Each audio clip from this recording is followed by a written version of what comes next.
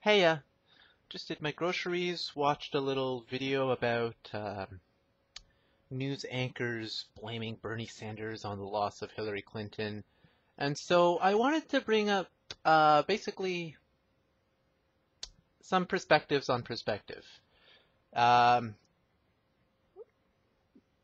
I wanted to talk a little bit, kind of like meander into introducing the concepts of stuff like perceptual control theory, reactive activism, like progressive activism, um,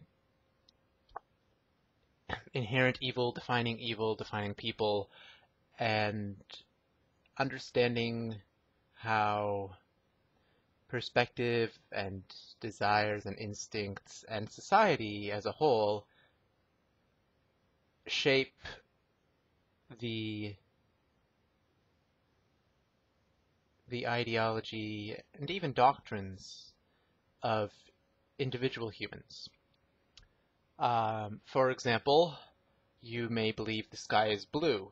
Um, why do you believe that? Is that objective? Is that subjective? Is that a narrow perspective? Is it a broad perspective? Are you relying on trust to make that assertion? Right now I look outside.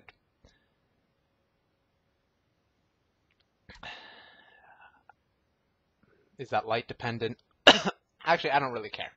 I went too far with that rhetorical statement. So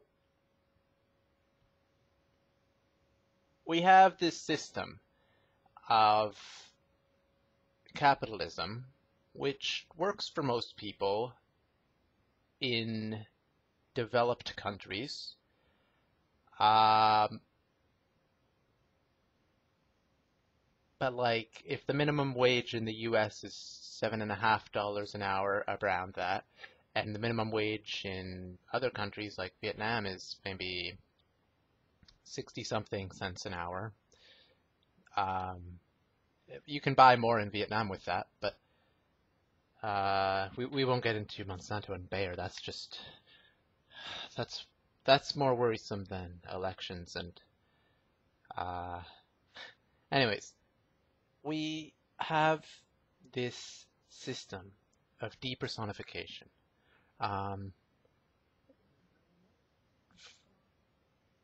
With regards to humans, it would be dehumanization, where our scope of morality only extends as far as the people we care about, whether it be our family, our friends, ourselves, our community, our nation.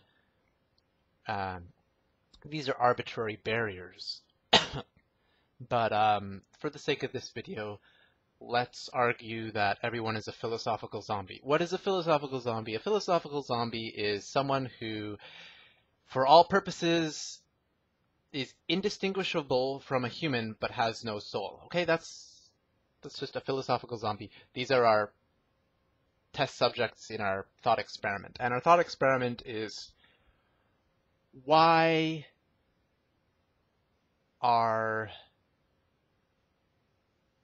there so many easily preventable, horrible rights violations that end up killing people or blowing off their arms with grenades for no justifiable reason, completely preventable?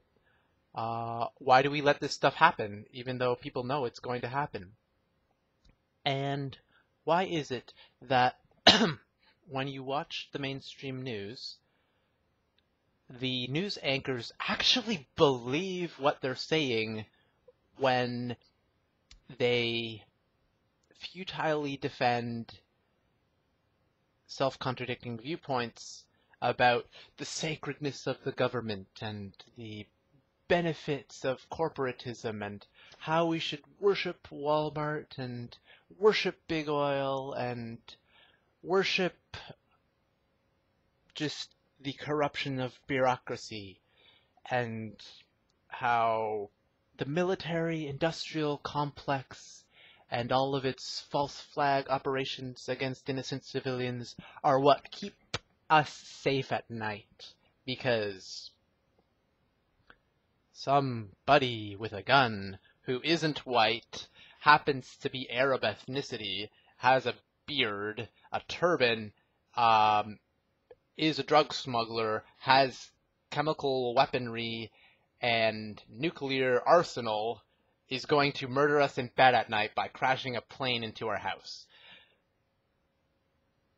Do people actually think that? Probably not, but let's say for the sake of exaggeration that there are some people who accept half of their tax dollars going towards their military-industrial complex for the sake of keeping them safe from Arabs. Okay.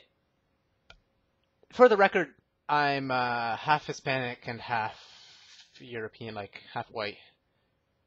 So Hispanic being a mix of Spanish, Aymara, more Spanish, and then the European being Italian, was it Hungarian or I think was it Hungarian? I don't know. It's like an 8th Hungarian. I don't know.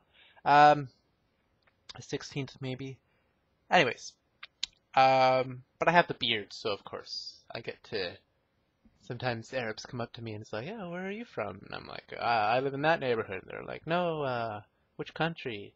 Canada. They think I'm Arab. And for the record, let's make a distinction here between Arabs and Islams, because likewise, not every Caucasian is Christian. All right. And that said, just because you're not religion doesn't mean you're not a jerk. Not religious. I'm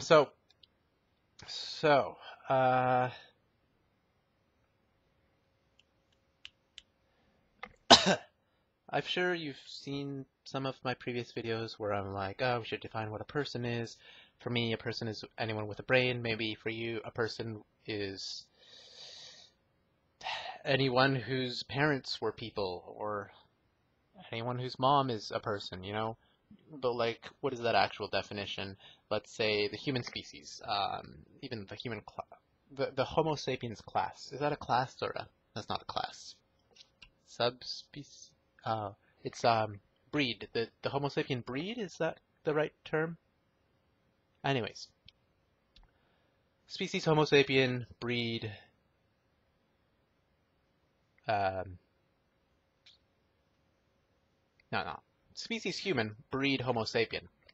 Let's say that is a human, and for the sake of the philosophical zombie experiment, let's say that is a person, right? And then we'll have this gray area where there's like Neanderthals and monkeys and cats and pigs and cows and chickens, and we'll also have this gray area where there's more advanced intelligence, such as maybe type 1 civilization, or a hyper-intelligent computer which exceeds all powers of human cognition, you know? Cognition, that's a good word. I should use the word cognition more. But anyways, there is this worrisome trend, really, where we grow up and everything we've ever known is, well, basically what we've experienced. We experienced, it was cold outside. We've experienced all of the sum of experiencing that is in our life is going to give us a finite amount of knowledge. And this knowledge, this knowledge is the perspective we have this knowledge, the perspective with which we shape this knowledge and put it into context of reality is codependent on, well, is dependent on who we are as a person. And who we are as a person, we have a foundation. And let's say as a child you had some incorrect assumptions and you had some incorrect beliefs, and you had some desires and some wants which you prioritized, right? and of course, philosophical zombies. So let's say you have no soul and you're just you're need driven. You are your objective as a child was to have a good well-being. Okay, a good physical well-being, a good mental well-being. That was your objective as a child, and this was your foundation of who you are as a person. And as you had gained more and more experiences, you built and built on this foundation. But you know what? Just just like a Jenga block, you can't just remove one of those assumptions from your childhood and still have a 100% stable self-identity, right? Maybe it's like, who would I be without God? Or who would I be without identifying as a cis male? Or who would I be without knowing that I'm Canadian? Or who would I be without knowing that I am a human and better than all of the prey that I consume and pay people to kill and raise and butcher for me, right? Who would I be without, etc. And who would I be without my right to own property and exchange currency and barter with currency in exchange for services and products, right? That's part of my self-identity, which is someone's real identity. Now, that's if we don't have a soul. So, me thinking of soul as like a supernatural ghost, you know, that can go to heaven or reincarnate and yada yada. So now that I've laid the framework, why are people just so stuck on these ideals of just not being able to even understand the thought processes behind voters, behind politicians? And someone asks like, oh, how did it, I'll read it out. It was something like, how did it come to this?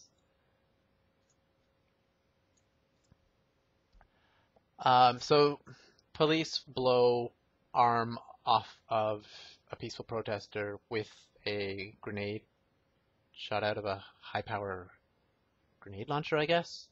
Anyways, you can see the bone, like, it looks like a turkey. Happy Thanksgiving, everyone. Enjoy your butchered carcasses. I'm sure they taste great.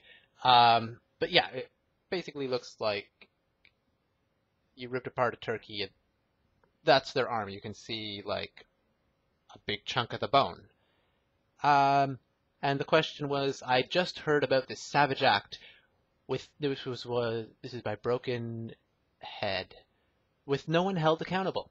How can the American government have gotten this morally bankrupt, right? And so it's really simple. Everyone's looking out for themselves. But this obviously leads to trends of corruption, of ignoring the needs of certain people, right? Because you just need the voters to vote for you, and you just need enough voters to vote for you. And what people want is money and security, and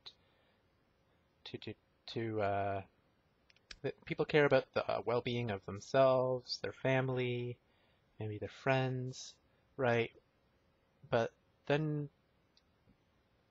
we're also raised with this belief system where it's okay to have fallacious, self-contradicting ideas if you are part of a theistic system, because of the just world hypothesis, in which everything is somehow fair, whether it's via karma, whether it's via God will reward you or punish you in the afterlife, whether it's, well, no true Scotsman, like, well, if a vine strangles a tree and kills the tree, then, well, I don't want to talk about trees because that's a little contradiction in my own ideology, but let's say if sentient organisms were people, if the vine strangles the tree or deprives it of sunlight and water, then by the just world hypothesis, the tree is doing it for the greater good, and the tree accepts that it's dying for the greater good. grass dies to a dandelion, the grass accepts that it's dying for the greater good. Now back to animals. Let's go up a step towards the typical definition of a person. With animals, if the wolf eats the deer accepts that it's dying for the greater good. It's fine with bleeding to death and having its head gnawed while it's alive.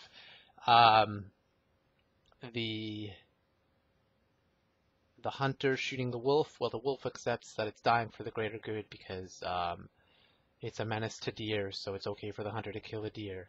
Some innocent elephant being killed for ivory by a poacher, oh well, the elephant accepts that it's dying for the greater good because the poacher wants to make money, and that's more important than the elephant's life and its family's attachments to it.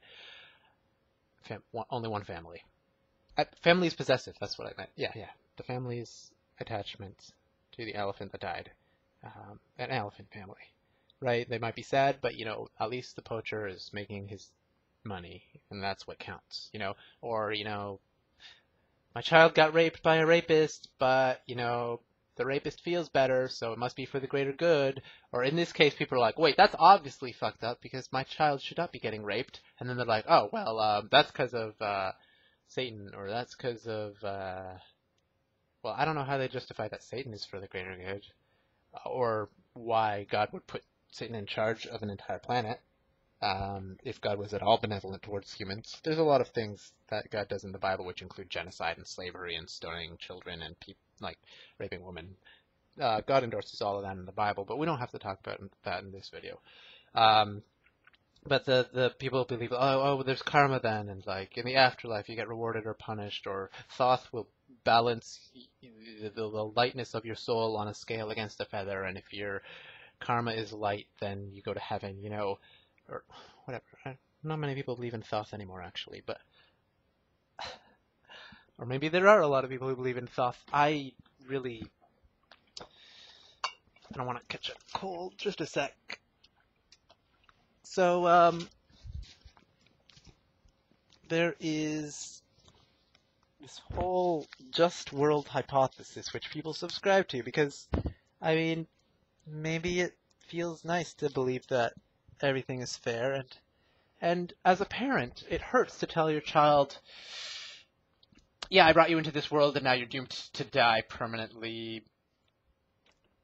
You didn't have a choice anyways, though, because I'm your parent and I brought you into existence as an ephemeral organism that is doomed to die, and everything that you love and care about will eventually die as well, unless it's a rock, in which case it'll probably erode. I'm thinking about Buwaro at his pet rock from Slightly Damned. Thaddeus. Want to hear a spoiler? I think Thaddeus dies. Actually, he's not alive, but anyways. The rock breaks and Buwaro is sad. Anyways, I'm giving spoilers for this remote comic that no one's ever heard of and probably won't look up. So yeah, I've kind of defined my philosophical zombie and what this philosophical zombie prioritizes. And that's kind of my thought experiment for thinking about humans. Then we have these trends like, if you want people to vote you into office, you bash the other party. But in order to get into a prestigious political position, you either need tons and tons and tons and tons of exposure from your base and a very progressive, popular agenda, which everyone likes, and so they vote for you. Or you need, that should work every time, right? But, or you can go the other route, which is, well, in North America, are you Christian? Yes? Okay, you can run for office. Are you rich? No? Okay, you can't run for office. Do you have many, many powerful friends? Yes, sure, run for office. And then you'll get some media coverage.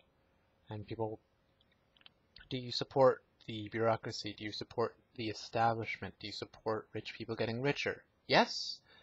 Okay, then we won't slander you and run slur campaigns against you, multi-million-dollar slur campaigns against you. Okay. Or make up stuff like, oh, well, he's a rapist because the police said that this woman who claims she was never raped was raped by X. And, oh, well, he's a rapist now. You know, hashtag Julian Assange. But, yeah, so you can run these slander campaigns. And is it true?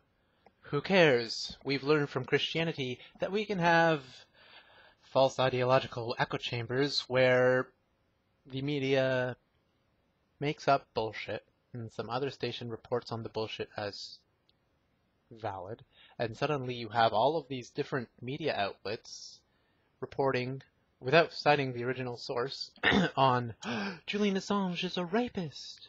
He's being on trial for rape. No, the trial was over because the victim was like, yeah, that never happened. The police made it all up. That's an example of slandering a political opponent by using media echo chambers, and I'm sure there's someone out there who's like, but Julian Assange is a rapist. If he's denying it, he must be guilty. If there was a trial about it, he must be guilty. That's because you are listening to a media echo chamber where someone made up bullshit to slander someone, and everyone else reported on it as factual because it supported the establishment, and Julian Assange obviously against the North American establishment because he probably doesn't like human rights violations caused by the North American establishment. And because he's a good journalist, which means objective reporting. I mean, I guess he's biased against Hillary, but because she kind of wants to kill him, and she even threatened, as a joke, to drone strike him. But anyways, I don't want to be talking about Julian Assange, founder of WikiLeaks, because it's not too relevant. It's just an example of slander. When you have a political opponent, you slander them, and they have this media echo chamber feeding back. They're like, oh, this is during the coup d'etat, not led by the CIA, the Turkish president fled the country to seek asylum in Germany. And then you have all these outlets reporting that because NBC News reported their military source making up that bullshit as part of basically to help the coup succeed and scare off the opponents like, oh god, the president's fleeing the country, we should surrender. This military source, I forget his face, fed that to NBC News. NBC News is like, oh, great, propaganda against Turkey that we can use to aid in the coup, let's air it. And then, well, maybe that wasn't the exact thought process, but they certainly haven't apologized to anyone for doing that or even corrected themselves. And so now you have this echo chamber of like, oh, the Turkish president fled the country during the coup to seek asylum in Germany. No, it's bullshit, provably, but now you have people like, no, but according to the widely accepted Christian belief that you can just ignore facts in order to justify your opinion, he did seek asylum in Germany, right?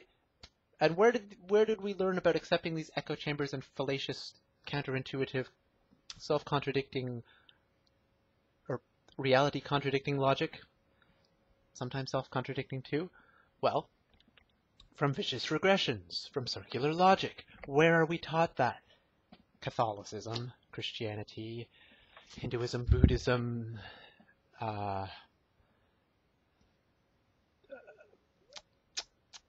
Islam,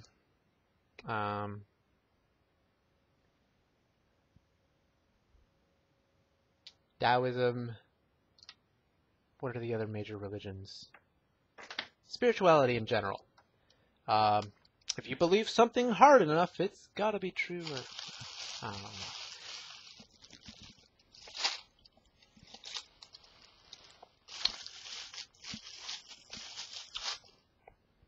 Any religion where the assertion is, definition of God includes God being benevolent towards humans. Or intelligent life in general. Because guess what? No.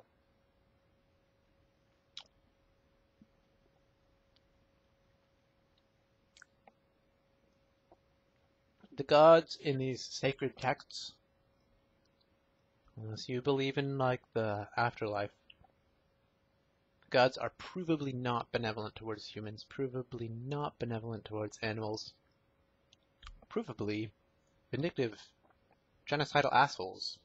Well, I don't know if all of the gods are genocidal, but Christian and Islamic ones are. I don't know. I don't think there's a genocide in the Vedas, so I guess Eastern religions could say the heart God doesn't commit genocide, but I mean, so does Christians, and then it's like, well, no true, or what is it? When the no true Scotsman argument doesn't work, it's like, oh, well, you're just pointing out this fact in order to offend me. No, pointing out the fact because your religion is bullshit and you shouldn't be using circular logic to justify immoral actions. My next point. Morality. Not taken seriously. The highest you can study morality is A, from a priest, a religious authority. I know, right? Or B, university. Oh, and universities like take not offending religious beliefs super seriously now. Like, you cannot talk about anything that contradicts religious beliefs at a university. Maybe because the students drop out when they're like, huh? This guy's a heretic. He doesn't believe in God. Because I sort of did.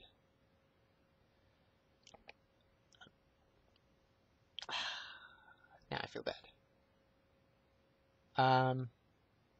My nail is... I need to cut my nails badly. But for the meanwhile, convenience 101. So,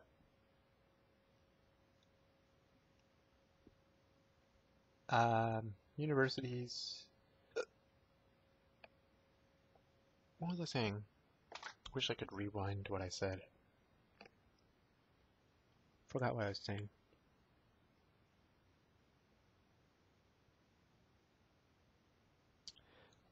Oh yeah, morality not taken seriously. So B, you take an ethics course at university and they're like, well, according to the tenets of human morality, you may not pay someone until they have completed their job. You must fulfill contracts which you sign, and you must obey the law. And that is all there is to ethics. Well, what about not exploiting people? What about not committing human rights abuse? Not committing human rights violations? Not committing animal rights violations? Not fucking over people's well-being so that they want to commit suicide? Or just slowly murdering them, or scraping away their flesh as you prepare them to be boiled, or just boiling them after twisting their neck, paralyzing them, boiling them until they drown in boiling water, and then plucking their feathers, because it's easier to pluck boiled feathers than dry feathers. Or what about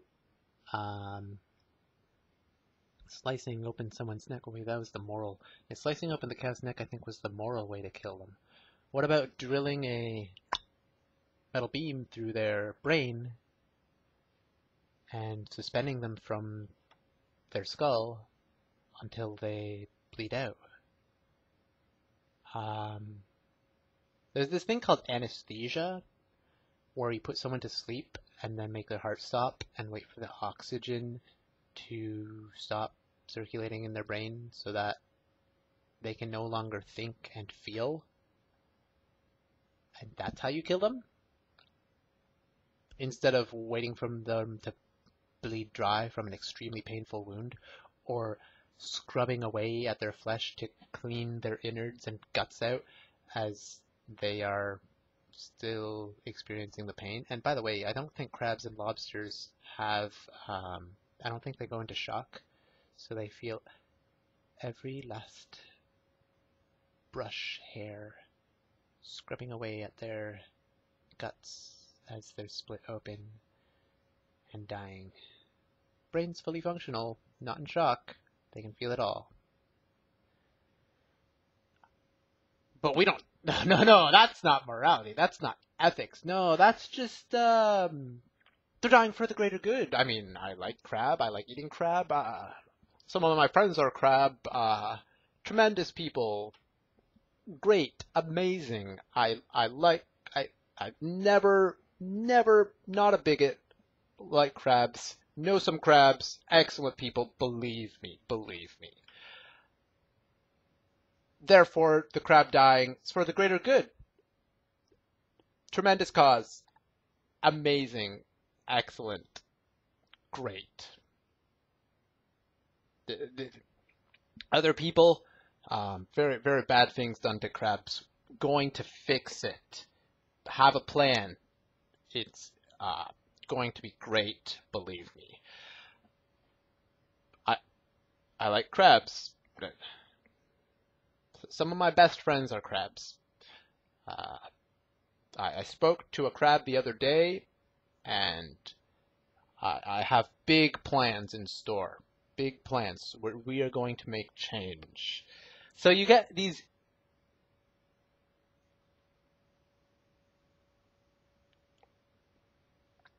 authoritarian, fascist, racists spouting out all of these lies and proven frauds, asserted rapists, and it's like wants to take away the right to abortion when we have overpopulation and this thing called women's rights, also known as human's rights. But want to take those away. You get these people going to power because they can demagogue to the hatred of the proletariat against the establishment. The proletariat is like, we've been screwed over a lot, and I don't want to vote for someone who screws us over with NAFTA or the TPP or Wall Street. I don't want the government to allow organizations to fraudulently steal my money. Therefore, I'm not going to vote for the person that enables that. And so you get these far-right Republicans, and Hillary actually helped his campaign because she's like, oh, it's a Piper candidate. Nobody's going to vote for Trump. And I'm like, well, obviously nobody's going to vote for Trump. And I never talked about Trump until he won the primaries. I never talked about Trump until Bernie was eliminated. Well, he wasn't eliminated. He was the Democratic National Committee convention changed committee, reworked the votes so that Bernie's win would suddenly become a loss and he couldn't run for president. But or that seems to be I would have to get the actual facts there. So but I think that's the case. So you get this Pied Piper candidate of, oh, nobody's going to vote for Trump, and I didn't like paying Trump any attention because that would just feed the bigotry of the country. It would feed, giving Trump attention would enable Arabophobes, homophobes, transphobes, Islamophobes. I'm a bit of an Islamophobe for the same reason I'm a bit of a Christianophobe. But, because, well, what is Islam? It's just another version of Catholicism. So, yeah, so I don't like Catholicism. But anyways, you get all of this hate mongering. And according to Stephen Hawking, that's the lowest common denominator, and so people have an People now have a way to channel their hate by the far right fascist authoritarian harnesses people's hate and is like, yeah, let's hate on this, let's hate on Hillary, let's demonize Hillary. And so he does that. And it worked because most people are blathering idiots with illusory superiority and Dunning-Kruger effect and Poe paradox and just this vicious regression. Vicious regression doesn't imply vicious. It just means circular logic where you have like, oh, and in this case we have this other circular logic adding on to that, so that their circular logic is less contradictory because this contradicts it, so we'll have another little circular logic feeding in, and this contradicts me, so I'll have another little circular logic for that. Like, oh, how can God be benevolent towards people if all of this bad stuff happens? Because Satan. And then instead of circular logic, it's now two circular logics, which I call a vicious regression, because that's the mathematical term for anyone who's studied math. I think I said everything I wanted to say. Political activism is reactive. People see Trump coming, they're like, yeah, this is bad. But then once Trump actually happens, then they're like, oh my God, Trump is bad. We should do something about it. No, you should be more proactive. Like that White Rose Society. Oh God, now I'm going to get labeled as a threat to national security because I mentioned White Rose. Which actually, the original White Rose Society could have stopped World War II if they had been better liars. The original White Rose Society had the power to overthrow Hitler. But when the assassination attempt on Hitler failed, they were like, oh my God, it failed. Let's call off the whole thing. Instead of lying about it, saying it succeeded, and overthrowing the Nazi regime.